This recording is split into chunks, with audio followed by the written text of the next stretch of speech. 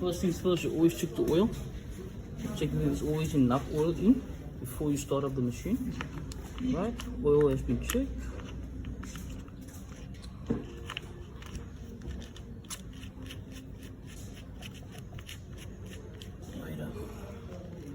Okay.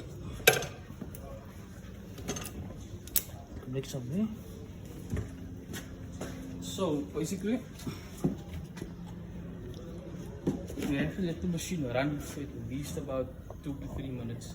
Okay, there must be enough water for the machine to basically to run all day. Enough water must be supplied into the machine before you start it. So what happens is if you run the machine basically without water, for example, there will be some water in it, but you can damage the machine.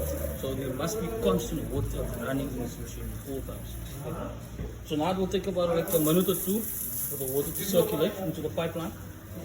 And what happens, there will always be like an air bubble in front. The air will first come up and then afterwards the water will start flowing basically.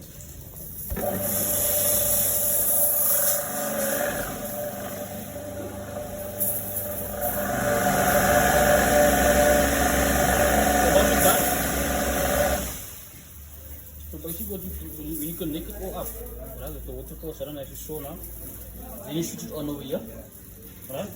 So when you finish, you switch it off and then you close the tap. So it's just vice versa. Okay.